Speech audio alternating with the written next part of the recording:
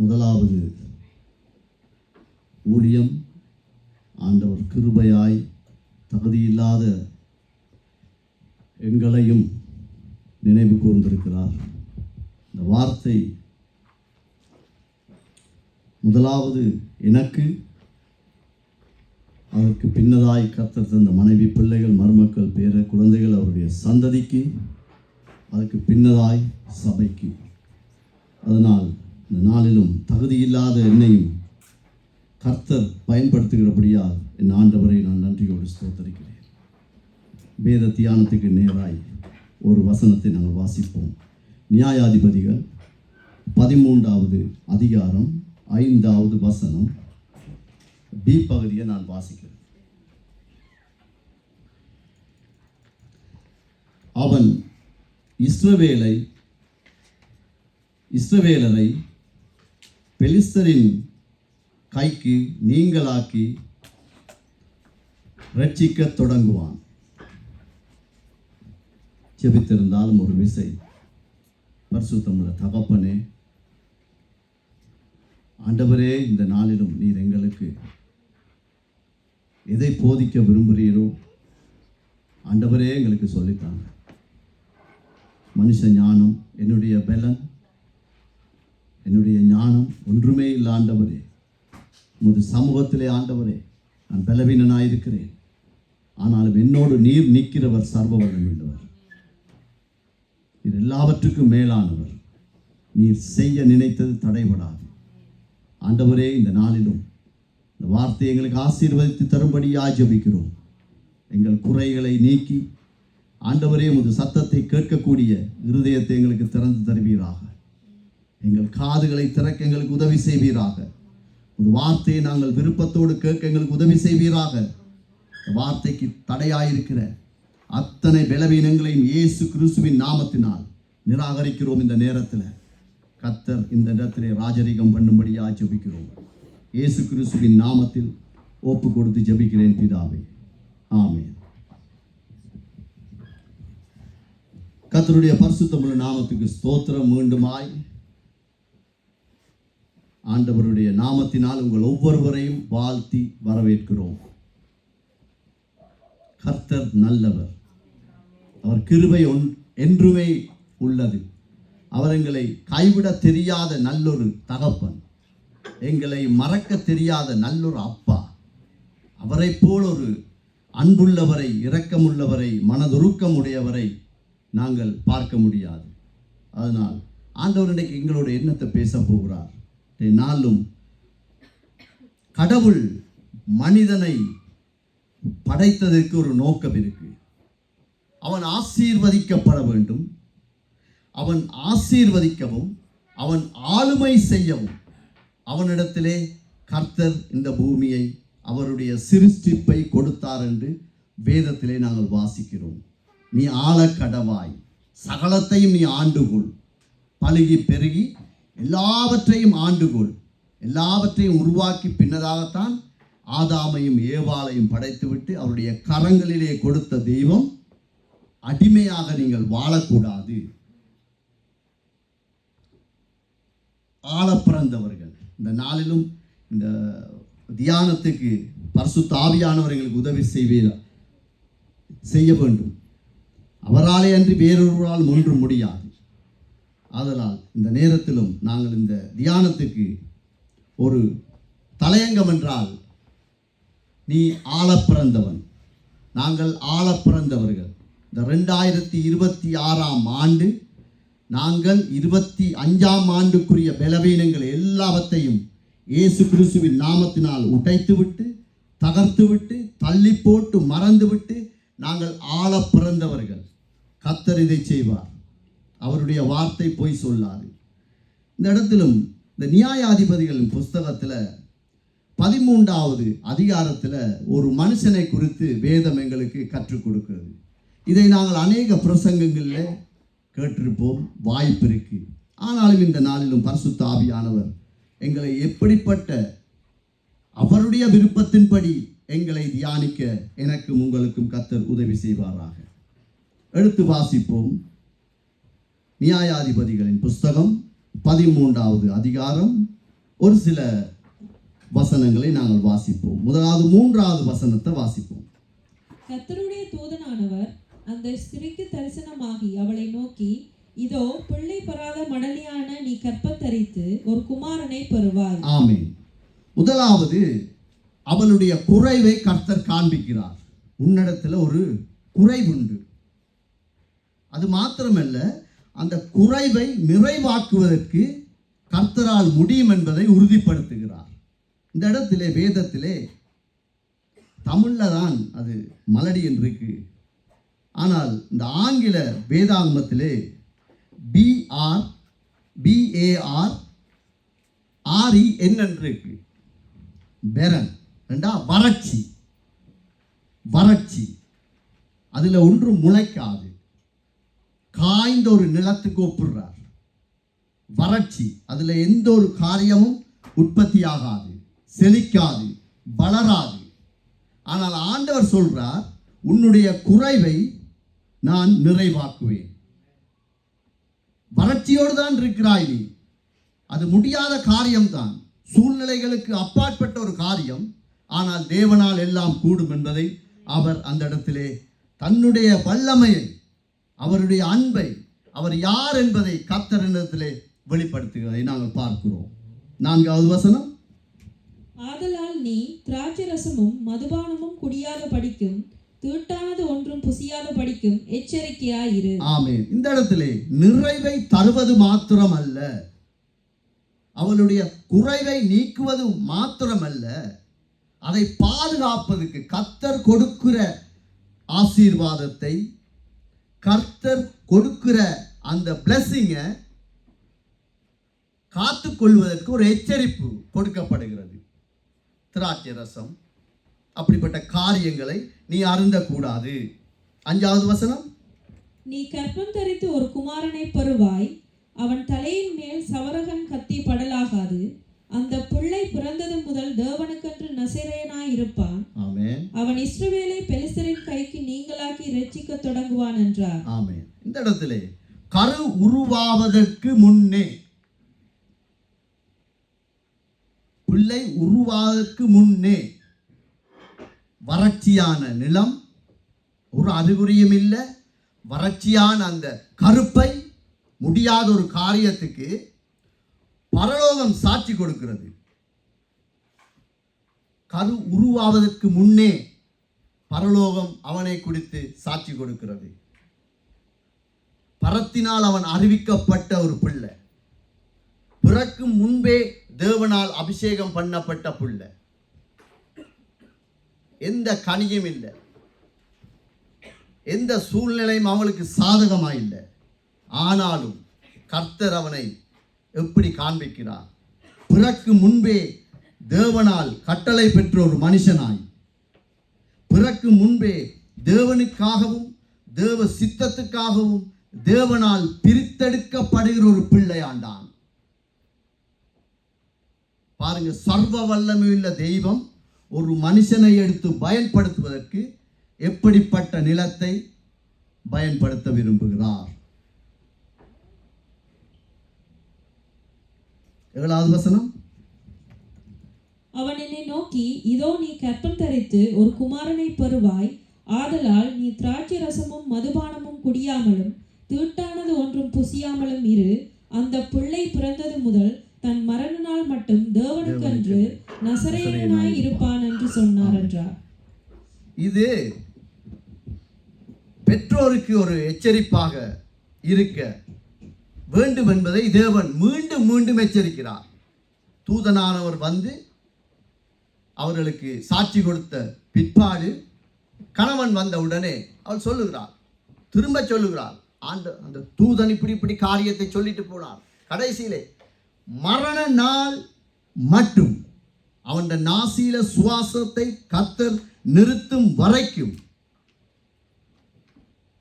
அவன் கர்த்தருக்கென்று பிரிக்கெடுக்கப்பட்ட ஒரு மனுஷன் என்பதை இந்த தாய் தகப்பனுக்கு அவர் சாட்சியாய் உறுதியாய் எச்சரிக்கும் இந்த காட்சி இந்த இடத்துல பதிவேற்றம் பண்ணப்பட்டிருக்கிறது. மரண நாள் வரைக்கும், ஒரு சில மாதங்கள் அல்ல, வருடங்கள் அல்ல, அவன் விரும்புகிற காலம் மட்டுமல்ல, தாய் தகப்பன் ஊழியத்துக்கு விடும் காலம் மட்டுமில்லை, மரண நாள் வரைக்கும் அவன் கர்த்தருக்கென்றே அவன் பிறக்கப்பட போற ஒரு மனுஷன்.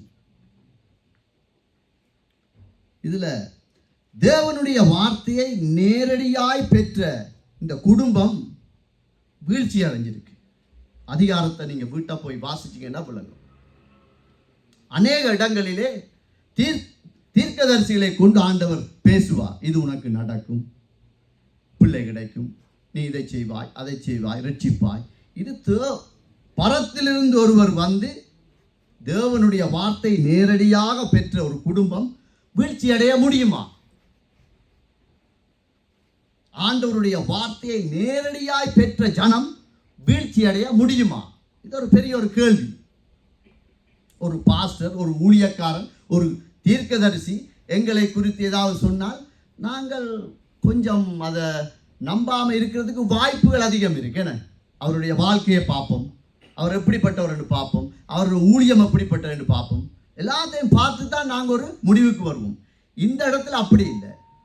பரலோகத்திலிருந்து அவர்களுக்கு நேரடியாய் கிடைக்கப்பட்ட இந்த வாக்கு தத்தத்தை காத்துக்கொள்ள முடியாமல் அந்த குடும்பம் வீழ்ச்சி அடைந்ததை நாங்கள் விரைவாக அதை பார்த்துவிட்டு அந்த வார்த்தையோடு, இந்த சத்தியத்தோடு நம்மை நாமே நிதானிக்க, தியானிக்க பரிசுத்த ஆவியானவர் எங்களுக்கு உதவி செய்வாராக. நியாயாதிபதிகள் 14வது அதிகாரம் 6வது வசனம் 9வது வசனம். அப்பொழுது கர்த்தருடைய ஆவி அவன் மேல் பலமாய் இறங்கினதினால் அவன் தன் கையில் ஒன்றும் இல்லாதிருந்தும் அதை ஒரு ஆட்டுக்குட்டியை கிழித்து போடுகிறது போல கிழித்து போட்டான்.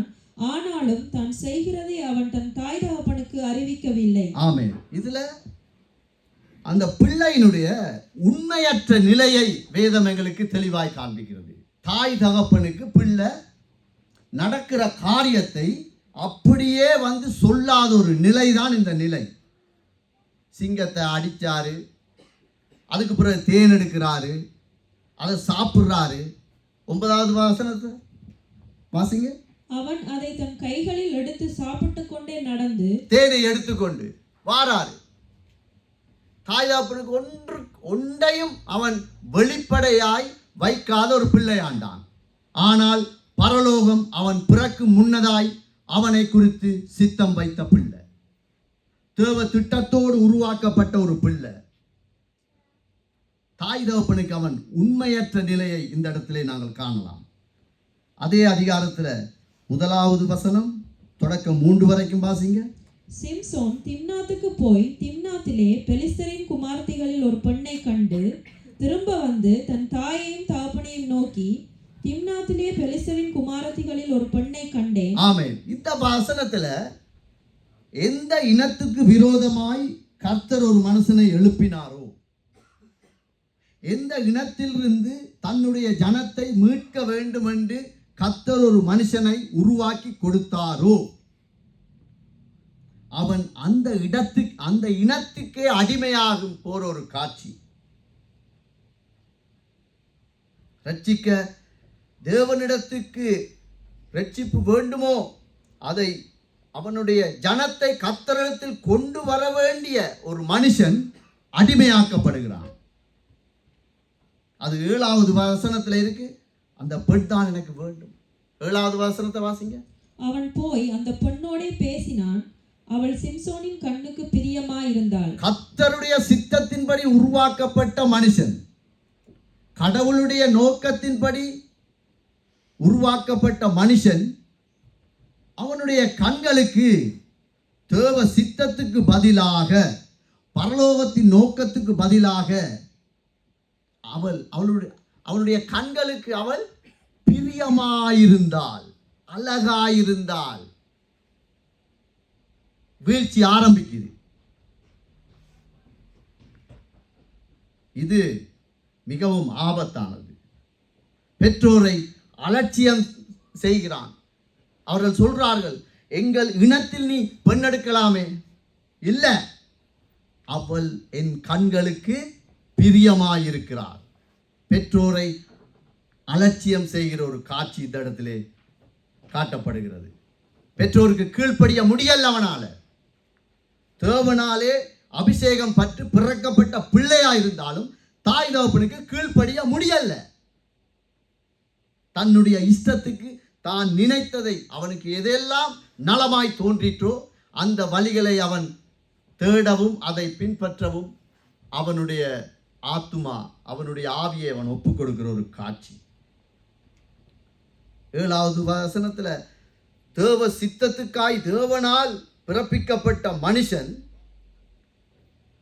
தன் மாம்ச இச்சைக்காக, ஏன் அவளை பார்க்கும்போது அவனுடைய கண்களுக்கு இனிமையாயிருந்தது, இதமாயிருந்தது, விருப்பமாயிருந்தது, பிரியமாயிருந்தது, அவனுடைய மாம்ச இச்சைக்கு அவன் இடம் கொடுத்ததினாலே அழிகிற சரீரத்துக்காக விலையேற பெற்ற ஆத்துமாவை தள்ளி, தேவ சித்தத்தை தள்ளி அவன் தன்னுடைய சரீரத்துக்கு இடம் கொடுப்பதினாலே இந்த இடத்திலே இந்த குடும்பம் விழத்தக்கதான ஒரு வீழ்ச்சிக்குள்ளே இந்த குடும்பம் போய்கொண்டிருக்கு. அதே அதிகாரத்தில் நியாயாதிபதிகள் 14:9, அவன் அதை தன் கைகளில் எடுத்து சாப்பிட்டு கொண்டே நடந்து தன் தாய் தகப்பனிடத்தில் வந்து அவர்களுக்கும் கொடுத்தான். அவர்களும் சாப்பிட்டார்கள். ஆனாலும் தான் அந்த தேனை சிங்கத்தின் உடலிலே எடுத்ததை அவர்களுக்கு அறிவிக்கவில்லை. தேவனால் பிரத்யேகமாய் பிரித்தெடுத்து பிறக்கப்பட்ட பிள்ளை, அந்த பிள்ளையை குறித்து தாய் தகப்பன் அலட்சியமாயிருக்கிற இந்த ஒரு காட்சி. ஒரு பிள்ளை, கடவுளுடைய பிள்ளை, வறட்சியான நிலம், பிள்ளையே எங்களுக்கு இல்லையே என்று இருந்த இடத்துல கர்த்தர் ஒரு பிள்ளையை உருவாக்கி கொடுக்கும் போது அந்த பிள்ளையை குறித்து எவ்வளவு கரிசனை இருக்க வேண்டும். எதை கொடுத்தாலும் வாயில போடுறது, கேள்வி இல்லை. இது எங்கிருந்து எடுத்தாய், இது எப்படி வந்தது, அல்ல இது யார் தந்தது, ஒன்றையும் குறித்த ஒரு கரிசனை இல்லாத ஒரு அலட்சியம். பிள்ளையை குறித்த ஒரு கரிசனை இல்லை தாய் தகப்பனுக்கு. ஆனால் யார் இந்த தாய் தகப்பன்? தேவனுடைய சத்தத்தை நேரடியாய் கேட்ட ஜனங்கள். மகனும் அறிவிக்க இல்லை, பெற்றோரும் அதை கேட்க இல்லை. அப்படி அவன் சொல்லி இருந்தால் ஒரு வேளை, அம்மா நான் இந்த இடத்துல தான் இந்த காரியத்தை எடுத்துட்டு வந்தேன் ஒன்றோடு அந்த அம்மாவுக்கும் அப்பாவுக்கும் விளங்கி இருக்கும். ஓ இது ஆபத்து, இது அசுத்தம், இதுக்காக ஆண்டவர் எங்களுக்கு நீ பிறக்கும் முதலே எங்கள் வயிற்றிலே நீ உருவாகும் முன்னமே இதை குறித்து எச்சரித்திருக்கிறார். ஆதலால் அவர்கள் அந்த நாட்களிலே பாவ நிவாரண பலியை செய்து அந்த பாவத்திலிருந்து இந்த மனுஷனை காப்பாற்றிருக்கலாம். அசட்ட அசட்ட உள்ள எங்க போகுது, எங்க வருது, என்னத்தை சாப்பிடுது, ஒன்றையும் குறித்து கவலை இல்லை. ஆனால் தேவ சத்தத்தை கேட்ட தாய் தகப்பன். வீழ்ச்சி, ஆபத்து. 4வது நியாயாதிபதி 15வது அதிகாரம் 18-19 பாருங்க. தேவன் இரக்கம் மன உருக்கமும் உள்ளவர். அவன் தாகத்தோடு இருக்கிறான். நான் சாக போகிறேன், என்னால் முடியாது, விருத்த சேதனம் இல்லாதவர் கையிலே நான் விழ வேண்டுமோ. 19வது வசனம். அப்பொழுது தேவன், பாருங்க ஆண்டவர் எப்படிப்பட்ட ஒரு நல்ல ஒரு ஆண்டவர் என்று. ஒரு மனுஷன் விழுந்து போனாலும், தேவ சித்தத்தை விட்டு அவன் வழிவிலகி போனாலும் அவனுக்காக பரிதவிக்கிற நல்ல ஒரு ஆண்டவர். அவர் இரக்கமும் மனதுருக்கமும் உடைய தேவன் என்பதை இந்த வசனத்திலே கர்த்தர் தன்னை வெளிப்படுத்துகிறார். நியாயாதிபதிகள் 16:1-3. பின்பு சிம்சோன் காசாவுக்கு போய் அங்கே ஒரு வேசியை கண்டு அவளிடத்தில் போனான். ஆண்டவரால உயிர்ப்பிக்கப்பட்டுட்டான். அவனே சொல்றான், நான் இந்த தண்ணியை குடித்ததுனால நான் என் உயிர் திரும்பி வந்தது, என் ஆத்துமா திரும்பி வந்தது. செய்தவன் என்ன செய்கிறான்? வேசியை கண்டு அவளிடத்துல போறான். 2வது 3வது வசனம். அப்பொழுது சிம்சோன் இங்கே வந்திருக்கிறான் என்று காசா ஊராருக்கு சொல்லப்பட்ட போது அவர்கள் காலையில் வெளிச்சமாகிற போது அவனை கொன்று போடுவோம் என்று சொல்லி அவனை வளைந்து கொண்டு முழுவதும் அவனுக்காக பட்டண வாசலில் பதிவிருந்து முழுவதும் பேசாதிருந்தார்கள். சிம்சோன் நடுராத்திரி மட்டும் படுத்திருந்து நடுராத்திரியில் எழுந்து ஆமென். இந்த இடத்துல பாருங்க, இது மிகவும் ஆபத்து, ஒரு பெருமையான ஒரு காரியம். அவன் நடுராத்திரியை எழுந்து பட்டணத்து வாசல் கதவுகளை அதன் 2 நிலைகளை பிடித்து தாழ்பாடோடு அவன் பிடுங்கி எடுத்துக்கொண்டு எபிரோனுக்கு எதிராக மலையின் உச்சிக்கு சுமந்து கொண்டு போறான். ஏன் உடைச்சி போட்டு அதிலே போட்டு போயிடாதா? அவன் தன் பெருமையை காண்பிக்கிறான். என்ன, நான் அபிஷேகம் பெற்ற ஒரு மனுஷன், நான் பரலோகத்தினால் அறிவிக்கப்பட்டு பிறக்கப்பட்ட ஒரு பிள்ளை, எல்லா ஜனமும் பார்க்கத்தக்கதாய். கொஞ்சம் தூரம் போயிருக்கும், மலை என்று இருக்கு. மலை எப்பயும் உயரத்துல தான் இருக்கும். சமனான இடத்துல இருப்பதை மலை என்று சொல்ல மாட்டார்கள். அந்த மலைக்கு அந்த பாரத்தை தாழ்பாலோடு பிடுங்கிக் கொண்டு போகத்தக்கதான பலம் அவனுக்கு இருப்பதை எல்லாரும் பார்க்கணும். வழிவிலகி விட்டு போயிட்டான். ஆனா அந்த பெருமை, இது ஆபத்து. இது அவனுடைய வீழ்ச்சிக்கு இன்னும் அந்த வீழ்ச்சியை ஸ்திரப்படுத்துகிறது. தேவன் பக்கம் திரும்புவான் என்று கர்த்தர் காத்து கொண்டிருக்கிறார். ஆண்டவர் எப்போதாவது தேவன் பக்கம் அவன் மனம் திரும்புவான் என்று காத்திருக்கும் நல்லொரு தெய்வம் அவர். ஆதலால் தான் அவர் கொடுத்த அபிஷேகத்தை எடுக்கவில்லை. எங்கட ஆண்டவர்கிட்ட இருக்கிற ஸ்பெஷலா தான், ஒரு மனுஷனை ஆசீர்வதித்தால், ஒரு பிள்ளையை ஆசீர்வதித்தால், ஒரு ஊழியக்காரனை ஆசீர்வதித்தால் அந்த அபிஷேகத்தை கர்த்தர் எடுக்க மாட்டார், கடைசி வரை எடுக்க மாட்டார்.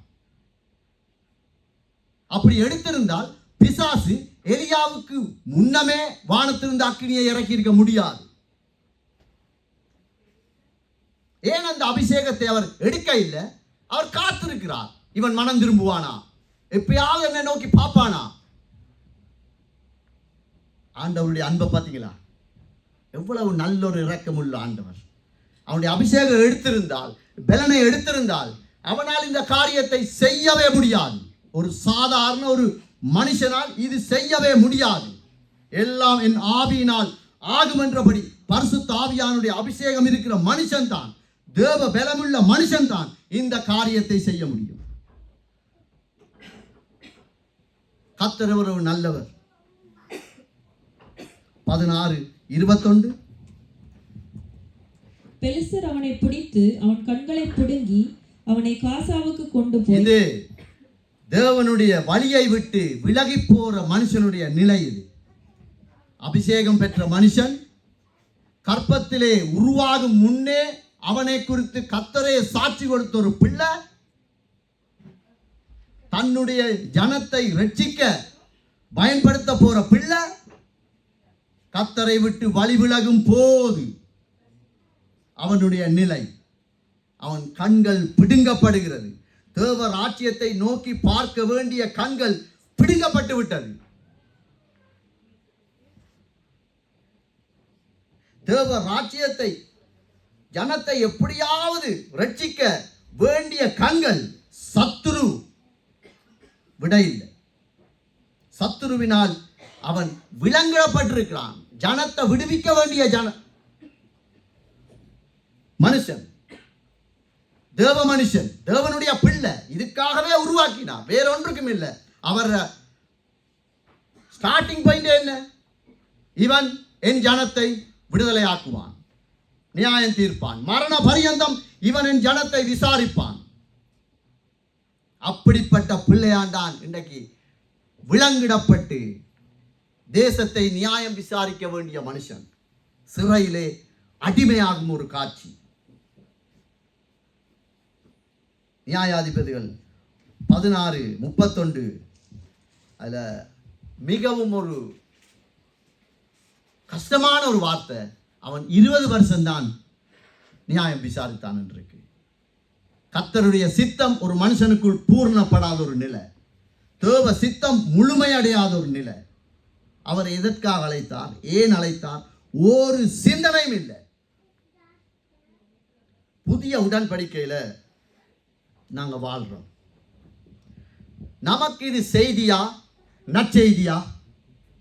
செய்தி என்றா என்ன, நற்செய்தி என்றா என்ன? செய்தி என்றால் ஒரு மனுஷன் பேசுவதை, அறிவிப்பதை, தேவனே பேசுவதை கேட்பது மட்டும் செய்தி. அது எப்போது நற்செய்தியாய் மாறும் என்றால், அவன் கேட்ட வார்த்தைக்கு தன்னை கீழ்ப்படிய, தன்னை தாழ்த்தி, ஓ இந்த வார்த்தைக்கு நான் சரியில்லை, என் வாழ்க்கை சரியில்லை, என் அந்தரங்க பகுதி சரியில்லை, என் வேலைத்தளத்தில் நான் சரியில்லை, நான் படிக்கிற ஸ்கூலில் நான் சரியில்லை, இந்த வார்த்தைக்கு நான் விரோதமாக இருக்கிறேன், கணவனும் மனைவிக்கும் எங்களுக்குள்ள சரியில்லை என்று நினைச்சு மனம் திரும்ப தன்னை தாழ்த்துறவனுக்கு இது நற்செய்தி. இல்லாட்டி செய்தி தான். இந்த பிடிஎம்ல போடுற நியூஸ் மாதிரி போன ஞாயிற்றுக்கிழமை என்ன நியூஸ் போச்சு ஞாபகம் இருக்காது. ஏன்? அது நியூஸ். கர்த்தருடைய வசனமும் அப்படித்தான் போகும், அது செய்தி. ஆனால் கீழ்ப்படுகிற மனுஷனுக்கு, வாலிப பிள்ளைக்கு, குடும்பனுக்கு, புருஷனோ மனைவியோ, அது யாரா இருக்கட்டும், ஊழியக்காரனாவே இருக்கட்டும், கர்த்தருடைய வார்த்தைக்கு கீழ்ப்படிய நினைத்தால் அது அவனுக்கு நற்செய்தி, அது நல்லது. அவன் அந்த வார்த்தை அவனுடைய ஆத்மாவை தேற்றும், அவனை பலப்படுத்தும். தேவ செய்தியை, தேவனுடைய வார்த்தையை நாங்கள் கேட்கும் போது கவனமாய் கேட்கணும். இந்த செய்தி யாருக்கு அறிவிக்கப்பட வேண்டும்? நற்செய்தி இது யாருக்கு? ஆண்டவர். எடுத்துக்கொள்வோம். யோவேல் புஸ்தகம் 1059 பக்கம். யோவேல் 1வது அதிகாரம் 2வது வசனம் 3வது வசனம். முதியோரே கேளுங்கள், தேசத்தின் குடிகளே செவி கொடுங்கள், உங்கள் நாட்களிலாவது உங்கள் பிள்ளைகளின் நாட்களிலாவது இப்படிப்பட்டது சம்பவித்ததுண்டோ? 3வது வசனம். இதன் செய்தியை உங்கள் பிள்ளைகளுக்கு தெரிவியுங்கள். முதலாவது எங்கட பிள்ளைகளுக்கு. பெண்ணை எடுத்துக்கொண்டா மார்க்கஸுக்கு, இதில் நிற்கிறார் என்று வச்சுக்கொள்வோம். ஆண்டவர் தந்த 3-4 பிள்ளைகள் இருக்கிறார்கள். பிள்ளைகளுக்கு இதை தெரிவி, என்னைய பார்த்து ஆண்டவர் சொல்றார். உங்கள் பிள்ளைகள் தங்கள் பிள்ளைகளுக்கும், என்ன, எங்களுடைய பிள்ளைகளுடைய பிள்ளைகளுக்கும், அவர்கள் தங்கள் பிள்ளைகளுக்கும், எங்களுடைய பேர பிள்ளைகளுக்கு பிறக்க போகும் பிள்ளைகளுக்கும், சந்ததியாருக்கும் வேண்டா தொடர்ந்து வரணும். அது தொடர்ந்து வரணும். இந்த செய்தியை சொல்லணும். நாங்கள் இது நற்செய்தியா எடுக்க போறோமா, செய்தியா எடுக்க போறோமா? நாங்கள் அழைக்கப்பட்டது நற்செய்தி கேட்பதற்கு, செய்தி கேட்க இல்லை. அதனால நாங்க நம்முடைய வீழ்ச்சி அடையாமல் இருக்க 7 காரியங்களை நாங்கள் பார்க்க போறோம் சிம்சோன் வாழ்க்கையிலிருந்து. சரிதானே? அது நாங்கள் தியானிக்க வேண்டுமா, அல்லது அந்த 7 காரியத்தை நாங்கள் பின்பற்றத்தான் வேண்டுமா என்ற கேள்வி எங்களுக்குள்ளே இருக்கும். ஏன் தியானிக்கப்பட வேண்டும்? ஏன் அதை பின்பற்ற வேண்டும்? இதை நாங்கள் தேவ செய்தியாய் ஏன் நாங்கள் எடுக்க வேண்டும் என்பதற்கு ஆதாரமாக எபேசியர் 1வது அதிகாரம் 6 தொடக்கம் 7, 267வது பக்கம். தம்முடைய தயவுள்ள சித்தத்தின்படியே நம்மை இயேசு கிறிஸ்து மூலமாய் தமக்கு சுவிகார புத்திரராகும்படி முன்குறித்திருக்கிறார். ஆமென். இது நாங்களும் ஒரு காலத்துல வறண்ட நிலமாய்த்தான் இருந்தோம். வறண்ட நிலம், ஒரு பாரம்பரியத்துக்குள்ள இருந்தோம். எங்களுடைய அம்மா, அப்பா, அம்மம்மா, தாத்தா, பாட்டி, அப்படியே அவங்கள் வந்த வழியில தான் நாங்கள் வந்தோம். எங்களுக்கு விடுதலை இருக்கல்ல. ஆண்டவர் எழுதி வச்சார், வானத்திலும் பூமியிலும் உண்டானவைகளை நீ நமஸ்கரிக்காத என்றார். நாங்கள் நமஸ்கரித்தோம். பூமியின் மேலும் பூமியின் கீழ் தண்ணீரிலும் இவைகளுக்கு ஒப்பான யாதொரு விக்கிரகத்தையும் உருவத்தையும் நீ உனக்காக உண்டாக்காத, நாங்கள் உண்டாக்கினோம். அந்தோனியாருக்கு ஒரு புத்தகம், ஜப புத்தகம், தோமாதாக்கு ஒரு ஜப புத்தகம், சின்ன இயேசுக்கு ஒரு புத்தகம், கல்லறை ஆண்டவருக்கு ஒரு புத்தகம், எல்லாம் ஜபம். பரிசுத்த வேதாகம் எங்களுக்கு போதிக்கப்பட இல்லை, சத்தியம் எங்களுக்கு போதிக்கப்பட இல்லை.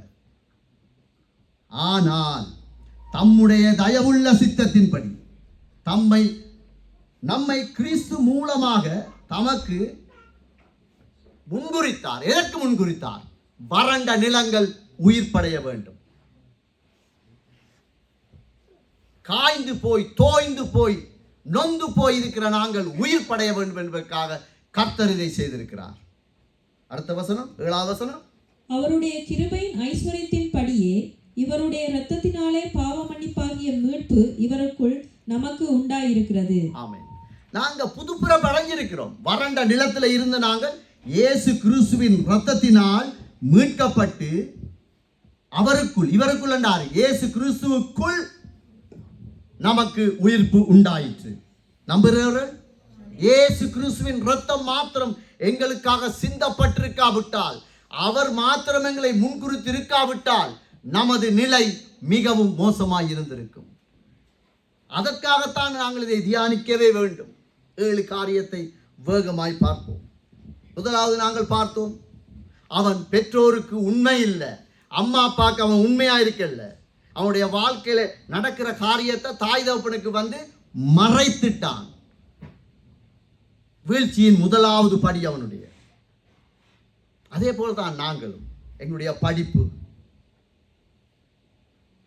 நிச்சயம் கவனமா இருக்கணும். நாங்க இன்டர்நெட்ல ஸ்டடி பண்ற அளவுக்கு தான் அரசாங்கம் எங்களை புஷ் பண்ணி வச்சிருக்கு. சரிதானே? எங்களோட போன் வழிய பாஸ்போர்ட், ரகசியமான காரியங்கள் ஒன்றுமே இருக்கக்கூடாது. எது நடந்தாலும் அம்மா அப்பாவுக்கு சொல்லிடும். இந்த உலகத்துல உங்களை கடவுளை தவிர அம்மா அப்பா தான் முதல் நேசிப்பாங்க. அம்மா அப்பாவை நீங்க நம்பணும். இல்லாட்டி இவனுடைய வாழ்க்கையிலே நடந்தது எங்களுடைய வாழ்க்கையிலே நடக்க எங்களுக்கு அதிக காலம் செல்லாது. அவன் மறைத்தது போல நாங்கள் எங்கள் தாய் தகப்பனுக்கு மறைக்க கூடாது. யாராவது எங்களோட பேசினா அம்மாட்ட சொல்லிடுவோம். யாராவது எங்களுக்கு ஒரு SMS அனுப்பினா அம்மாட்ட சொல்லிடுவோம். இவை எல்லாவற்றிலும் உண்மையை காத்துக்கொள்ளுகிற வாலிப பிள்ளை கர்த்தர் கொடுத்த அபிஷேகத்தை காத்துக்கொள்ளும். என் ஆண்டவர் உதவி செய்வார். அவன் செய்யல. 2வது காரியத்தை பார்ப்போம். இருளில் வாழும் ஜனத்தை மீட்கவே நீங்கள் அழைக்கப்பட்டீர்கள். என்னையும் சேர்த்து தான் நான் சொல்றேன். ரட்சிக்கப்படாத ஜனங்களுக்கு முன்பாக இன்றைக்கு எத்தனையோ பேர் எங்களை பார்க்கிலும் மனசாட்சியிலே நீதியாய் வாழுகிற ஜனக்கூட்டம் இருக்கு. விபச்சாரம் செய்ய மாட்டாங்க, குடிக்க மாட்டாங்க, களவு செய்ய மாட்டாங்க, விக்கிரகத்தை ஆராதிக்க மாட்டாங்க, மற்றவன்ற காசை எடுக்க மாட்டாங்க, துரோகமாய் வாழ மாட்டாங்க. இஸ்லாமியர் ஒரு சிலர் பியோரா இருக்கிறாங்க, சுத்தமா அவனுடைய அந்த குரான்ல இருக்கிற சத்தியத்தின்படியே வாழ்றவன் அநேகர் பேர் இருக்கிறாங்க. அவர்களுக்குள்ளும் தகுதி இல்லாத எங்களை தேர்ந்தெடுத்தது நாங்கள் அவருடைய வெளிச்சத்தை உலகத்துக்கு காண்பிக்க. அதுக்காகத்தான் எங்களுடைய அழைப்பு. நம்முடைய வெளிச்சம் அந்நிய மக்களால் அணையக்கூடாது. அது நட்பா இருக்கலாம், வேலைத்தலமா இருக்கலாம், திருமண காரியமா இருக்கலாம். உன் வெளிச்சத்தை நீ காத்துக்கொள்ளணும். நாங்க அசதியா இருக்கேடாது. ஏன்னா நாங்க சாதாரணமாய் மீட்டுக்கொள்ள இல்லை. சர்வ லோகத்தையும் படைத்த சர்வ வல்லமையுள்ள தெய்வம் அவருடைய இரத்தத்தை கொடுத்து எங்களை மீட்டிருக்கிறார். சாதாரணமாய் மீட்கொள்ள இல்லைங்கள. நாங்க வறண்டு போயிருந்தோம். நீங்க உங்களோட அம்மா அப்பாட வயிற்றில் இருக்கும் போதே தேவ சத்தத்தை கேட்ட நீங்க. அவர்கள் உங்களுக்காக பாடி இருப்பாங்க, துதித்து இருப்பாங்க. நீங்க வயிற்றுக்குள்ள இருந்திருப்பீங்க. நீங்க சொல்ல இயலாது எங்களுக்கு ஆண்டவர் அபிஷேகம் தர இல்லைன்னு. நோக்கம் இல்லாமல் எந்த ஒரு மனுஷனும் மனுஷியும் கர்த்தர் உருவாக்கவே மாட்டார். எங்கள் வெளிச்சத்தை நாங்கள் காத்துக்கொள்ளும். அவன் காத்துக்கொள்ளல. அவனை பார்த்தோன்னே கண்ணுக்கு இதமா இருந்தது, பிரியமா இருந்தது, நலமாய் தோன்றிற்று. வெளிச்சம் இருளடைந்து விட்டது. நீங்கள் எந்த இடத்துல இருந்தாலும், அது ஃப்ரெண்ட்ஸோட இருக்கலாம், வேடத்தலத்தில் இருக்கலாம், அவங்களுடைய இருள் உங்களுடைய மெழுகுவர்த்தியின் ஒளியை அணைக்கக்கூடாது. அதற்கு நீங்கள் எப்போதும் எச்சரிக்கையா இருக்க வேண்டும். இருக்கிற மனுஷன், மனுஷி, சபை, குடும்பம், வாலிப பிள்ளை கர்த்தர் ஒரு நாளும் கைவிட மாட்டார். ஏன்னா எனக்காக நிற்குது இந்த பிள்ளை, வைராக்கியமாய் நிற்பார் ஆண்டவர். மூன்றாவது மிகவும் முக்கியம், பெற்றோர் அறிந்த சத்தியத்தில் நிலை நிற்கணும். தாய் தகப்பனாகிய நாங்கள், நான் உட்பட, கடவுளுடைய வார்த்தை எந்த அளவுக்கு எங்களுக்கு அறிவிக்கப்பட்டதோ, எந்த அளவுக்கு நாங்கள் அதை தியானித்தோமோ, அந்த நிலையை நாங்கள் காத்துக்கொள்ளணும். அதுக்கு மேலே போக தேவையில்லை. சரிதானே? தேவ சித்தத்துக்காக எதையும் இழப்பதற்கு தயாராயிருக்கணும். முதலாவது பெருமை, மூர்க்கம், பழிவாங்குதல், இதெல்லாம் குடும்பத்துக்குள்ளே இருக்கக்கூடாது. கணவன் மனைவிய பெருமை பாராட்டக்கூடாது. பொஞ்சாதி மனுஷனுக்கு நேராய் திரும்பக்கூடாது.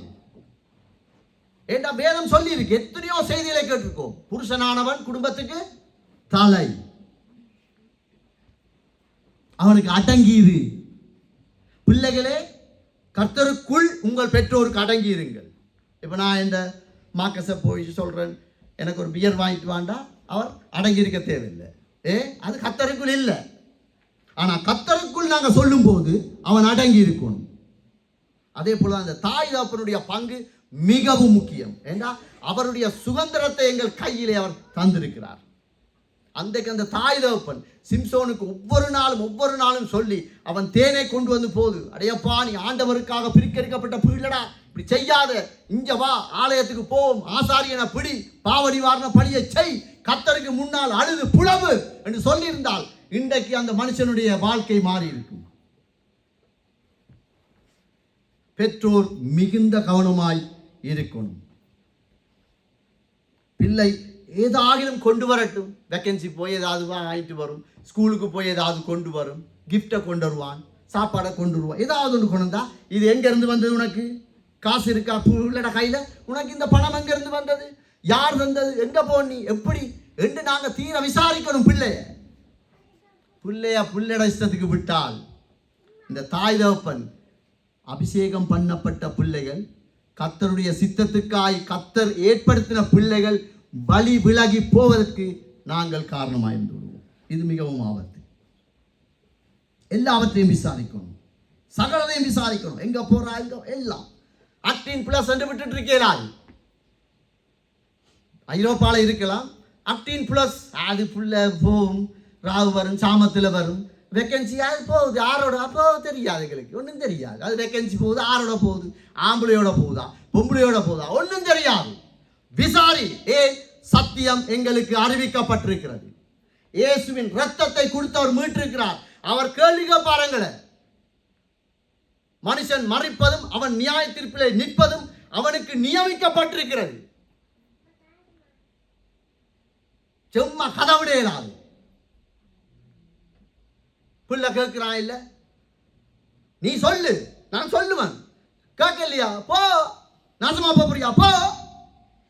கர்த்தர் பிடிச்சு பண்டிகளோடு பண்டிகளாய் அருவருக்கத்தக்க பழைய உடன்படிக்கையின் படி பன்றி ஒரு அருவருப்பான ஒரு மிருகம், தடை செய்யப்பட்ட ஒரு மிருகம். அவன் இரண்டாவது மகன் அப்பாவினிடத்தில் எல்லாவற்றையும் பெற்றுவிட்டு ஆரம்ப நாட்கள் அவனுக்கு எப்படி இருக்கும்? குதூகலம், கொண்டாட்டமே. காசு இருக்கு, காசு இருந்தா எல்லாம் வருமா?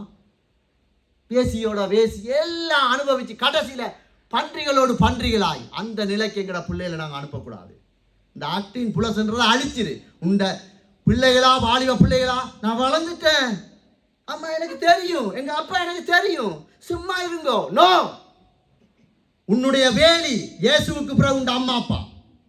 கர்த்தர் பேசுறார், யாருக்கோ பேசிக் கொண்டிருக்கிறார். அம்மா அப்பா கவனமா இருக்கணும். புள்ள படிக்குது, இன்டர்நெட்ல புள்ள படிச்சா பிராந்தையில வச்சு இருக்க சொல்லு. டிவி ஆஃப் பண்ணி போட்டு இருங்க. நீங்க வேதத்தை எடுத்து அம்மா அப்பா வாசிக்கணும். புள்ள பிராந்தையில் எல்லாருக்கும் முன்னால் எடுத்து பார் இன்டர்நெட்ல. அது எது பார்க்குதுன்னு எங்களுக்கு தெரியாது. சத்துரு அவ்வளவு வேகமாய் எவனை விழுங்கலாம் என்று கிரிகை செய்கிற நாட்கள் இது. நாங்கள் தானே சொல்றோம் கடைசி நாட்கள், கடைசி நாட்கள். ஏன் அந்த எச்சரிப்பு எங்களுக்கு இல்லை? தாய் தகப்பன் மிகுந்த அவதானமாயிருக்கணும். 4வது, தேவ கிருபையை பெற்ற நாம் மிகுந்த கவனமாய் வாழணும். சரியா? ஆண்டவருடைய இரக்கத்தை பெற்ற நாங்கள் பெருமையாய் வாழக்கூடாது. சரிதானே? பெருமைக்கு கர்த்தர் எதிர்த்து நிற்கிறார் என்று எங்களுக்கு தெரியும். பெற்றோருக்கு கீழ்ப்படியாதவன், சபைக்கு கீழ்ப்படியாதவன், கர்த்தருக்கு கீழ்ப்படியாதவன், மனைவிக்கு கீழ்ப்படியாதவன், மனைவியை கனம் பண்ணாதவன், புருஷனை கனம் பண்ணாதவன் கர்த்தரை கனம் பண்ண இயலாது. அது பொய். பெத்த தாய் தகப்பனுக்கு முரண்பட்டு நிற்கிற வாலிப பிள்ளை, நீ ஆண்டவருடைய வேதத்துக்கு முரண்பட்டு தான் நிற்பாய். ஆனா வந்து பாட்டு படிப்போம், வசனம் கொடுப்போம், ஆராதிப்போம், பிரயோசனம் இல்லை.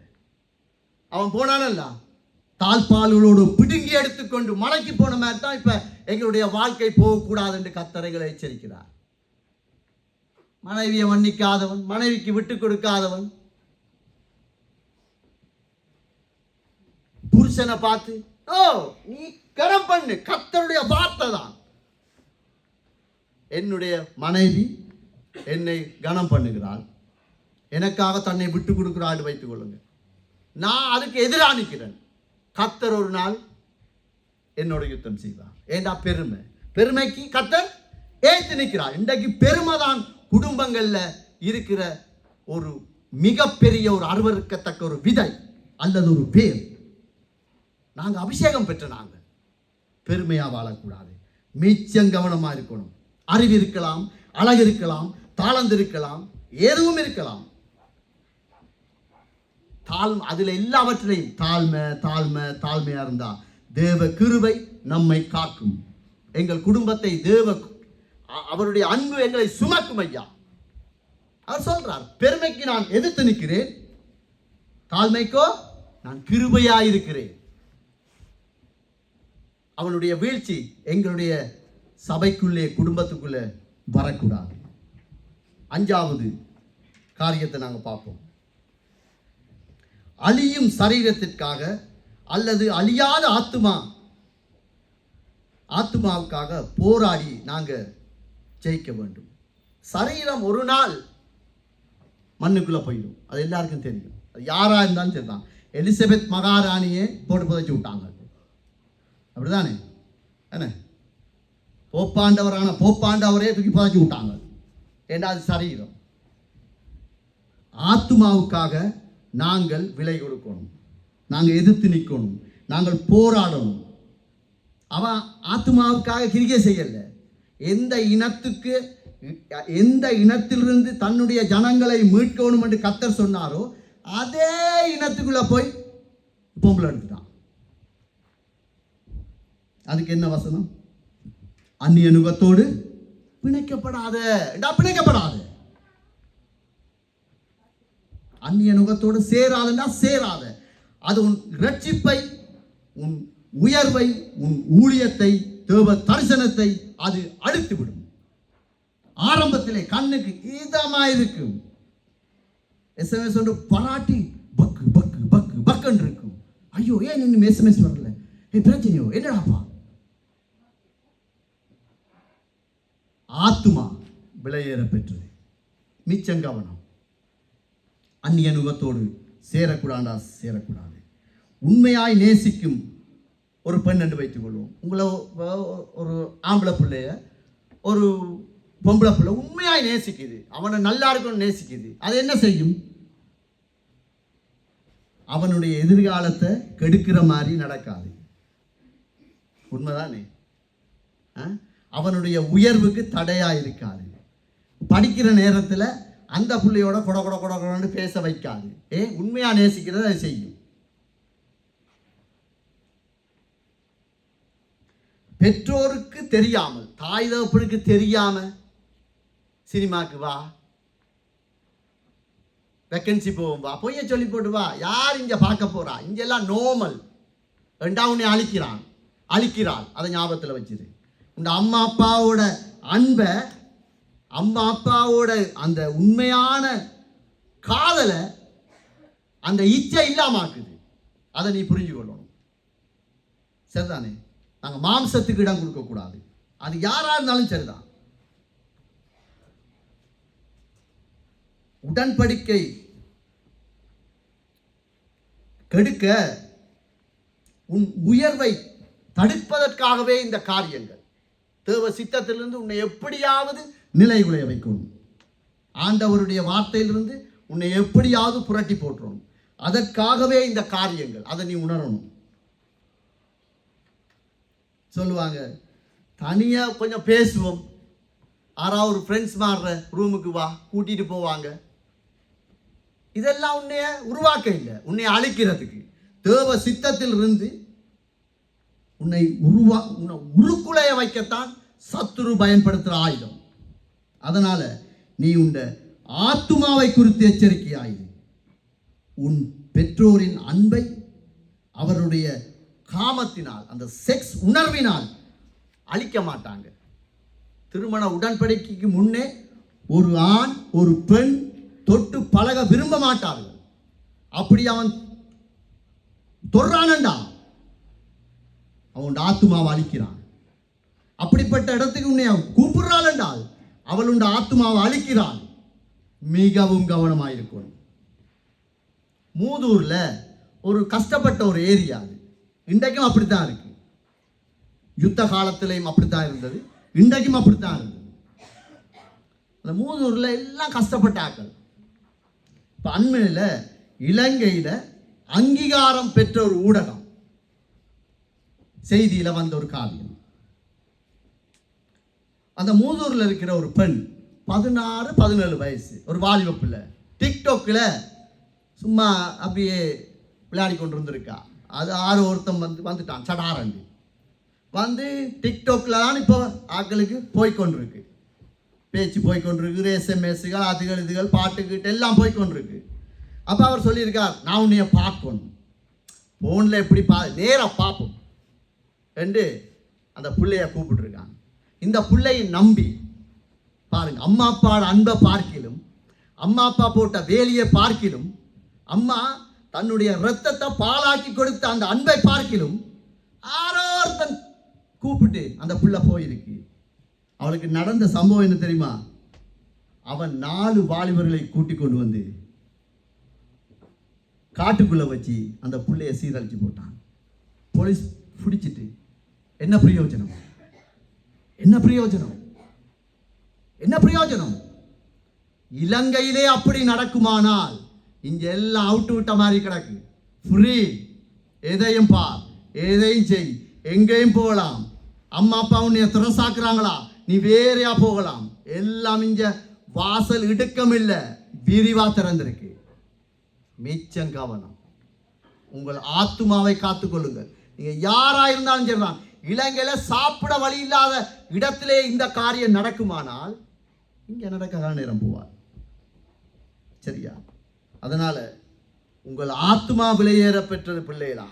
தாய் தகப்பன் நாங்கள் எங்கள் ஆத்துமா விலையேற பெற்றது. நாங்கள் எல்லாத்துக்கும் என்ன பார்க்குறோம்? ரிவ்யூ பார்க்குறோம். ஒரு இடத்துக்கு போனால் அந்த ஹோட்டலில் தங்குறேன்டா, அந்த ஹோட்டலுக்கு ஏற்கனவே போனவன் எப்படி இருந்தான், எப்படி இருக்கு, நல்லதா கெட்டதா, பாசிட்டிவ் நெகட்டிவ் எல்லாம் பார்க்குறதானே. அதை போல இதில் பார், கடவுளுக்கு பயப்படுற மனுஷனா, தேவ சத்தத்துக்கு நடுங்கி நிற்கிற பிள்ளையா, அந்த தாய் தகப்பன் ஆண்டவரை ஆராதிக்கிற கூட்டமா என்று பார். சும்மா அம்மா தாய்லாந்து, அப்பா இத்தாலி, இல்லாட்டி அம்மா பிரான்ஸ், அப்பா ஜெர்மன், சும்மா போய் விடாத, உன்னை அழிச்சிடும். தேவன் உன்னை குறித்து ஒரு உண்மையான ஒரு திட்டம் வச்சிருக்கார். அவர் எங்களை நம்புறார். எங்கள் ஆத்மாவிலே ஏறப்பட்டது பிள்ளைகளா, நாங்கள் மிச்சம் கவனமா இருக்கோம். 6வது, நம்முடைய அழைப்பு பார்வையற்றவனுக்கு வழியை காண்பதற்கு. எங்களுடைய கண், அவன் கண் என்ன செய்யிட்டாங்க? பிடிக்கிட்டாங்க. நாங்க யார் குருடன், யார் செவிடன்? பாவ இச்சையிலே யார் வாழ்றானோ கண் இருக்கும், பார்ப்பான், ஆனா ஆவிக்குரிய குருடனாயிருப்பான். தேவ சத்தத்தை கேட்க முடியாத இந்த தேவையில்லாத பலாயெல்லாம் கேட்குறாங்கல்ல, டிக்டாக்ல, இன்ஸ்டால அவன் போடுற மெசேஜ் எல்லாம் காது கேட்கும், தெளிவா கேட்கும். ஆனா ஆவிக்குரிய சத்தம் கேட்காது. இஸ்ரேல் ஜனங்களுக்கு எப்படி இருந்தா? கர்த்தருடைய வார்த்தை நிந்தையாயிருந்தது, அருவருப்பாயிருந்தது. அதான் 40 வருஷம் பெலஸ்தீன் ஆளும்படி விட்டார், அடிமையாக்கப்பட்டார்கள். இந்த நிலைக்கு நாங்கள் வருவதற்கு எங்களை கர்த்தர் அழைக்கவில்லை. நம்முடைய வெளிச்சம் நாம் பழகிற நண்பர்கள் மத்தியில, உறவுகள் மத்தியில, எல்லா இடங்களிலும் அவருக்குள் இருக்கிற இருளங்களுக்குள் வராதபடிக்கு அது காத்துக்கொள்ளணும். ஏன்னா நான் இயேசுவின் பிள்ளை, இயேசுவின் ரத்தத்தினால் மீட்கப்பட்ட ஒரு பிள்ளை. இதுல நாங்க கவனமா இருக்கணும். 7வது, தேவ சித்தத்தை முழுமையாய் நிறைவேற்றணும். இதுல ஊழியம் செய்கிறவர்கள் மிகுந்த அவதானமாய் இருக்கணும். கணவன், மனைவி, பிள்ளைகள், அவருடைய திருமண உடன்படிக்கை தேவ சித்தத்தின்படி செய்யப்பட வேண்டும். காரணம், ஏதாவது ஒரு ஆண்டவருக்கு சித்தமில்லாத ஒரு காரியத்துக்கு நாங்கள் உள்வாங்கப்பட்டால் தாய் தகப்பனுடைய ஊழியம் நிறுத்தப்படும். இன்னைக்கு எத்தனை பேர் அப்படி இருக்காங்க? பிதாகுமாரன் பரிசுத்த ஆவியினால் ஞானஸ்தானம் எடுத்த பிள்ளைகளுடைய திருமண உடன்படிக்கை அந்நிய நுகத்தோடு அவனுக்கு எப்படி பிரியமாய் இருந்ததோ அதே போல் இருந்தபடியால் இன்றைக்கு தாய் தகப்பனுடைய ஊழியம் அவர்கள் செய்ய முடியல. சபை கேட்குது, உண்ட பிள்ளைய உன்னால வளர்க்க முடியல, நீ எப்படி வந்து ஊழியம் செய்வா? கடவுள் அழைத்த அழைப்பை நாங்கள் கெடுத்துக் கொள்ளக்கூடாது. மிச்சம் கவனமாக இருக்கணும். குடும்பத்திலே தேவ சித்தத்திற்காக போராடினால்தான் சபைக்காக போராட முடியும். முதல் குடும்பம். குடும்பத்தில் நாங்கள் இயேசுக்காய் நான் மனைவிட கால கூட நான் உள்ள ரெடி. ஏடா இயேசுக்காய் அவர் என்னை மீட்டிருக்கிறார். நான் எல்லாம் இந்த இடத்துல நிற்க வேண்டிய ஒரு ஆளே இல்லை. நிலம் பிளந்து பாதாளத்துக்கு போக வேண்டிய ஒரு ஆள். அவருடைய இரத்தம் அவர் முன்குறித்ததினால் வறட்சியான நிலத்திலிருந்து என்னை தூக்கி எடுத்த தேவனுக்காய் நான் எதையும் இழந்தால் தான் சபையிலே நான் இழக்க முடியும், கர்த்தருக்காய் இழக்க முடியும். குடும்பத்திலே நான் சாட்சி இல்லை, குடும்பத்திலே விட்டு கொடுப்பு இல்லை, இருமாப்பா இருப்பேன். கர்த்தருடைய சத்தம் அகண்ட புருஷன் தலை கீழ்ப்படி இல்லை, நான் கீழ்ப்படிய மாட்டேன். நீ சபைக்கு கீழ்ப்படிய மாட்டான், தேவ வார்த்தைக்கு கீழ்ப்படிய மாட்டான். உன்னுடைய குடும்பத்தை குறித்து, உன் பிள்ளையை குறித்து, எங்களுடைய குடும்பத்தை குறித்து, எங்களுடைய பிள்ளையை குறித்து தேவனுடைய திட்டம் முழுமையடைய வாய்ப்பே இல்லை. அதற்காக அழைக்கப்பட்டோம், அதற்காக இயேசு ரத்தம் சிந்தினார். யோசிக்கணும், நாங்கள் முழுமையடைய செய்யணும், மிச்சம் கவனமா இருக்கணும். அநேகருடைய ஊழியங்களுடைய சோர்ந்து போயிருக்கு, விடுபட்டு இருக்கு. அதுக்கு யார் காரணம்? அந்த காரணமான யாராயிருந்தாலும் அவருடைய விதைப்புக்கு அறுப்பு உண்டு. ஆண்டவர் அப்படித்தான். அபிஷேகம் பெற்ற மகன் வயிற்றில் உருவாகும் முன்னே கர்த்தருடைய திட்டத்தின்படி பிறக்கப்பட்ட மனுஷன்தான் கண்கள் பிடுங்கப்பட்டு மாவரைச்சு கொண்டிருக்கிறான். அவன் விதைத்தான், அறுத்தான். அவர் சத்தியம் மாறாதவர், சொன்னா சொல்லுதான். கொடுத்த அபிஷேகத்தை எடுத்துக்கொள்ளவும் மாட்டார். தன்னுடைய சத்தியத்திலே கலக்கம் இல்லாத தேவன். அதனால் அம்மா அப்பாட ஊழியம், வாலிப பிள்ளையோட ஊழியம். அம்மா அப்பா எந்த நேரம் நாயும் புனிமா கரபர கொண்டா வாலிப பிள்ளை ஊழியம் செய்ய இயலாது, அது திரசாயிடும். அது சொல்லும், ஆமா இந்த கிழமை ஊழியம் போடாத. கவனம். குடும்பத்தில் நாங்க விட்டு கொடுப்பு இல்லாம, குடும்பத்தில் நாங்க இயேசுவுக்காய் வைராக்கியம் பாராட்டாம, சபையில மற்றவங்களை ரெச்சிங்க யார் வாரது? குடும்பத்திலே ரட்சிப்பு இல்லையே ஐயா, குடும்பத்துக்குள்ள ரட்சிப்பு இல்லையே. கவனம். இந்த காரியத்தில் நாங்கள் உண்மையா இருக்கணும். இடரலை உண்டாக்குறவனுக்கு ஐயோன்னு தான் ஆண்டவர் சொல்றார். யாரா இருந்தாலும் சரிதான். நாம் யாருக்காகவும் தேவ சித்தத்துக்கு முரண்பட்டு வாழக்கூடாது.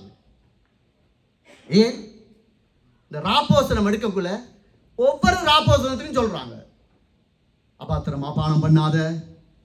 ஒரு சிலர் வியாதிப்பட்டிருக்கான், ஒரு சில பேர் மறிச்சும் போயிட்டாங்க. ஆனா என்ன துணிவு! ஓ ஆண்டவருடைய வசனம் நிந்த கவனம். கேட்ட வார்த்தைக்கு நாங்கள் உண்மையா இருக்கணும். மேல போத்தோம். நாங்கள் யூனிவர்சிட்டிக்கு எல்லாம் போய் படிக்க தேவையில்லை, பைபிள் காலேஜுக்கு எல்லாம் போக தேவையில்லை. கடவுள் எங்களுக்கு காண்பிக்கிற வசனத்துக்கு நாங்கள் உண்மையா இருந்தா போதும், அவ்வளவுதான். நாங்கள் பிஹெச்டி எல்லாம் முடிக்க தேவையில்லை வேதத்தில், சரிதானே? கடவுளுடைய வார்த்தைக்கு நாங்கள் எது வார்த்தைங்களுக்கு வருதோ அதுக்கு கீழ்ப்படிஞ்சா சரி, சரியா? அதில் நாங்கள் கவனமாக இருக்கணும். ஒரு குடும்பத்தை பார்த்து, சபையை பார்த்து 2025 இப்படியெல்லாம் போயிட்டோம் பிரதர், கொஞ்சம் கசப்பு தான். உடனே என்ன சொல்லுவாங்கண்டா, அதிக நீதிமானாய் பேசாதே, சத்தியத்தை சத்தியமாய் பேசு. யாரா இருந்தாலும் சரிதான், நீ அதிகம் நீதிமான இருக்கலாண்டா இந்த புள்ள அப்படி இருக்கும், எங்கட புள்ள அப்படி இருக்கும். இப்போ நான் சொல்றேன், அது நார்மல் தானே. 18+ எந்த புள்ள அங்கே போனா என்ன, அது அப்படித்தான். அங்கே பிறந்த புள்ளண்டா எல்லாம் போச்சு. இல்லை, இது அதிக நீதிமான். சத்தியத்தை சத்தியமா பேசணும். நாங்கள் அதிக நீதிமானெல்லாம் இருக்கலாது. சரியா? இந்த போன வருஷத்துல இதுவரைக்கும் இதுவரைக்கும் நாங்கள் எப்படிப்பட்ட ஒரு வாழ்க்கையும் வாழ்ந்திருக்கலாம். ஆண்டவருடைய வசனத்தை நாங்க கேட்டும் அது செய்தியோட விட்டுட்டு நற்செய்தியா ஏற்காம இருந்திருக்கலாம். எப்படிப்பட்ட பாவத்தை நாங்க செஞ்சிருக்கலாம். ஆண்டவர் எங்களை கூப்பிடுற விதத்தை பாருங்க. மத்தேயு 11:28 சுமை சுமந்து சோர்ந்திருப்போரே, வருத்தப்பட்டு பாரம் சுமக்கிறவர்களே, நீங்கள் எல்லோரும் என்னிடத்தில் வாருங்கள், நான் உங்களை இளைப்பாறுதல் தருவேன். இதுக்கு என்ன அர்த்தம்? இந்த வசனத்துக்கு நீ இருக்கிற வண்ணமாவே எங்களை கூப்பிடுறாரு. நானும் நீங்களும் எந்த நிலையில இருக்கிறோமோ அதே நிலையில ஆண்டவர் கூப்பிடுறாரு. எப்படிப்பட்ட ஆண்டவர் பார்த்தீங்களா? சபையை பார்த்து சொல்றார், ஓகே நீ இப்படித்தான் இருந்துட்டா, இவ்வளவு நாளும் கொஞ்சம் வலப்பக்கம் இடப்பக்கம் சாய்ந்து ஒருவருக்கு ஏற்ற மாதிரி இன்னொரு ஊழியரை சாட்டி அவனை சோகப்படுத்தி அவனை குறை சொல்லி அவனை பின்னுக்கு வச்சு, முன்னுக்கு வைக்க வேண்டியவனை பின்னுக்கு வச்சு, பின்னுக்கு வைக்கிறவனை முன்னுக்கு வச்சு எல்லாம் நாங்கள் நடந்துட்டோம். ஆனா இருக்கிறவண்ணமாவே நீ வா, அது யாரா இருந்தாலும் சரிதான். அதான் அப்படியே வா, சுமை சுமந்துதான் இருக்கு. ஆண்டவர் தெரியும் எங்களுடைய பலவீனம், அவர்களை கூப்பிடுறார், அவருடைய அழைப்பு. சரிதானே? இந்த வார்த்தைக்கு நாங்கள் உண்மையா இருக்கணும்.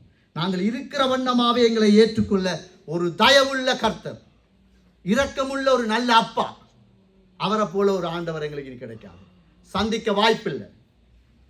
எபிரேயர் 8:12 நாம் எதற்காக தேவனிடத்தில் வர வேண்டும்? ஏன் நாங்க ஆண்டவர் கூப்பிட்டோன்னு போகணும்? என்ன காரணம்? எபிரேயர் 8:12 ஏனெனில் நான் அவர்கள் அநியாயங்களை கிருபையாய் மன்னித்து அவர்கள் பாவங்களையும் அக்கிரமங்களையும் இனி நினையாமல் இருப்பேன் என்று இருப்பேன். மறந்துட்டேன் ஆண்டவர். சரிதானே? போன வருஷம், அதுக்கு முதல் வருஷம் நீ எங்கெங்க போனியோ, ஸ்கூலுக்கு போறேன்னு சொல்லி அம்மா அப்பாவை பேக்காட்டி போட்டு நான் எங்க போனணும் பிரச்சனை இல்லை. ஒரு ஊழியனுக்கு விரோதமா என்னுடைய நாவும் உரத்த சத்தமாய் வந்துட்டு பிரச்சனை இல்லை. ஊழியர்களை குறித்து வீட்டில் பிள்ளைகள் மத்தியிலே குறையாய் பேசினேன், அந்த பிள்ளை இடறிட்டு பிரச்சனை இல்லை. ஆண்டவருடைய வசனத்தை செய்தியா மட்டும் கேட்டுட்டு நற்செய்தியா கேட்க இல்லை. என் காதுகளுக்கு ஆண்டவருடைய வசனம் நிந்தையாயிருந்தது, பிரச்சனை இல்லை. ஏனெனில் அநியாயங்களை மன்னித்து எங்கள் பாவங்களை அவர் மறந்துட்டாரு. இந்த அப்பா விட்டு நாங்கள் எங்க போகிறோம்? இந்த அப்பா விட்டு நாங்கள் எங்க போகிறோம்? எந்த நிலையில இருந்தாலும், எப்பேற்பட்ட பாவியா இருந்தாலும், எவ்வளவுதான் நாங்கள் ஏமாற்றி நாங்கள் வாழ்ந்தாலும், அம்மா அப்பாவை பேக்காட்டி இருந்தாலும், சபையை நாங்கள் ஏமாற்றி இருக்கலாம், ஊழியர்களை நாங்கள் ஏமாற்றி இருக்கலாம். அவர் சொல்றார், உன் பாவங்களை நான் நினையாது இருப்பேன். எப்படிப்பட்ட ஒரு ஆண்டவர்! இந்த ஆண்டவரை விட்டுட்டு நாங்கள் இதுக்காகத்தான் நாங்கள் கர்த்தரிடத்துல வரோம். எபிரேயர் 12:24 புது உடன்படிக்கையின் மத்தியஸ்தராகிய இயேசு கிறிஸ்துவினிடத்திற்கும் ஆபேலுடைய இரத்தம் பேசினதை பார்க்கிலும் நன்மையானவர்களை பேசுகிற இரத்தமாகிய தெளிக்கப்படும் இரத்தத்தினிடத்துக்கும் வந்து சேர்ந்தீர்கள். ஆமென். ஆண்டவர் எங்களை மீட்டுக் கொண்டது அவருடைய சொந்த இரத்தம் இன்றைக்கும் பரலோகத்தில் எங்களுக்காய் பரிந்து பேசுகிறது. நீங்க நினைக்காங்க எங்களோட பலத்துல, எங்களுடைய ஜெபத்துல, எங்களுடைய உபவாசத்துல இல்லையா, இல்ல தம்பி தங்கச்சி இல்ல, அம்மா அப்பா எங்களுக்கு இல்ல, அப்படி இல்லை. அவருடைய இரத்தம் இன்றைக்கும் எங்கள் வியாதிக்காக, எங்களுடைய சுகத்துக்காக, எங்களுடைய விடுதலைக்காக, விபத்துக்காக, வெட்கத்துக்காக, எல்லாவற்றுக்காகவும் அவருடைய இரத்தம் பரிந்து பேசிக் கொண்டிருக்கிறது. Powerful blood. இயேசுவின் ரத்தம் சகல பாவங்களை நீக்கும். சகல பாவங்களை என்ன சகலதும். நீ அம்மா அப்பாவை ஏமாத்தி இருக்கலாம், எதுவும் செய். இன்றைக்கு ஆண்டவர் சொல்றார், நீ இருக்கிற வண்ணமாவே வா. இல்லையா, நாங்க ஆண்டவர் வசனத்தின்படிதான் வாழ்றோம்டா, கர்த்தருக்கு மகிமை உண்டாகட்டும். ஸ்தோத்திரம். பலவீனமாய் இருக்கிறவன் இனிமேல் பலவீனமாய் இருக்கக்கூடாது. நானும் நீங்களும் ஆள பிறந்தவர்கள். இயேசுவின் நாமத்தினால் நாங்கள் ஆள பிறந்தவர்கள். இயேசு கிறிஸ்துவின் நாமத்தினால் சத்துருவை மிதிக்க வேண்டிய நாங்கள். ஆண்டவரே, எங்கள் பாவங்களை மன்னிங்க, எங்கள் வியாதிகளை ஆண்டவரே பாருங்க என்று கேட்பது மாத்திரமல்ல, ஆண்டவரே பரிசுத்த ஆவியானவரே, எனக்கு வரக்கூடிய இச்சையிலிருந்து, எனக்கு வரக்கூடிய பாவ சோதனையிலிருந்து நான் அதை மேற்கொள்ளக்கூடிய கிருபையை கேட்டால் அந்த இரத்தம் எங்களுக்கு தரும். அது தரும் ஐயா. நாங்க தான் அது கேட்கல. வீட்டத்தா, காரத்தா, வேலையத்தா, எல்லாம் தா தா தா கேட்க வேண்டியது இல்லை. 1 யோவான் 1:7 பி பகுதியில் அந்த வார்த்தையை போடுங்கம்மா.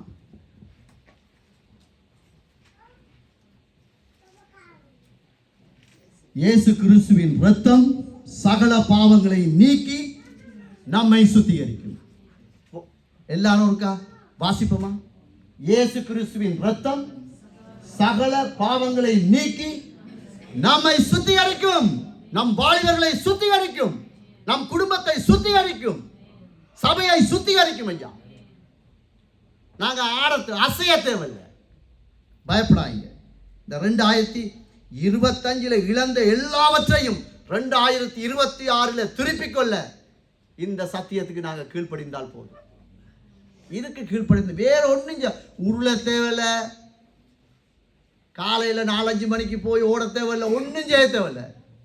கர்த்தரை நம்பினால் போதும். இருக்கிற வண்ணமாவே திரும்பி வந்தால் கர்த்தர் எங்களை நடத்த வல்லவராயிருக்கிறார். அவர் பொய் சொல்ல மாட்டார். மனுஷன் அப்படித்தான். நீ இவன் இப்படிப்பட்டவனே, நோ, மறந்துட்டான். லெனினுடைய அக்கிரமத்தை நான் மறந்தேன், அப்படிதான் வேதம் சொல்லுது. அப்படித்தான் ஒவ்வொருவருடைய பெயரை போட்டு ஆண்டவர் சொல்றார். நாங்க என்ன கூடி குறுகி நான் பாவி, நான் பாவி, நான் பாவி இல்லை. யார் சொன்னது நீ பாவி என்று? இயேசு கிறிஸ்துவின் ரத்தம் சகல பாவத்தை நீக்கி உன்னை உன்னதத்திலே கொண்டு வைக்கும். தேவ சித்தம் உன்னிலே, உன் குடும்பத்திலே, உன் பிள்ளை மேலே, உன் சந்ததியிலே அதை நடத்தும் ஐயா. வறண்ட நிலமாயிருக்கியா, கர்த்தர் குழந்தை தருவார். கர்த்தர் அவரால் ஆகாத காரியம் ஒன்றுமே இல்லை.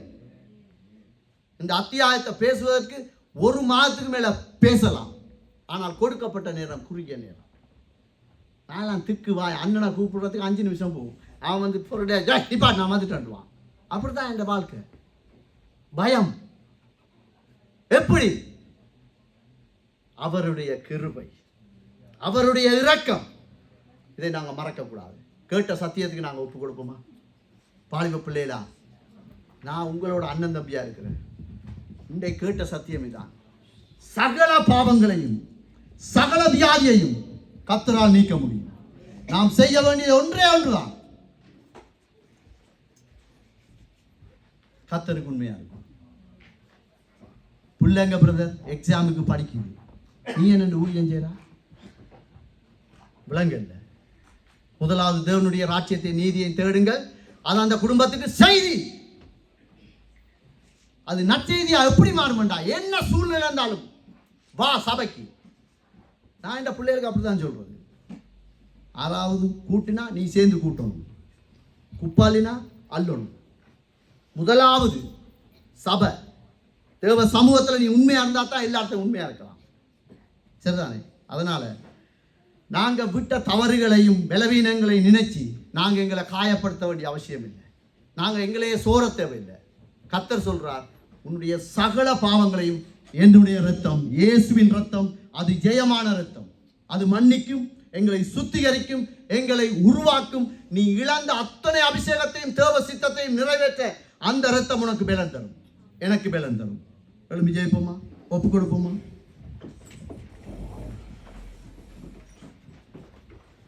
எல்லா புகழையும் உங்களுக்கு செலுத்துகிறோம் ஆண்டவரே. தகப்பனே, இந்த நாளிலும் தகுதியில்லாத எங்களுக்கு நாங்கள் தியானிக்க எங்களுக்கு உதவி செஞ்சீங்க. உங்களோட பலத்தினால் எங்களுக்கு உதவி செய்து உங்களுக்கு ஸ்தோத்திரம்.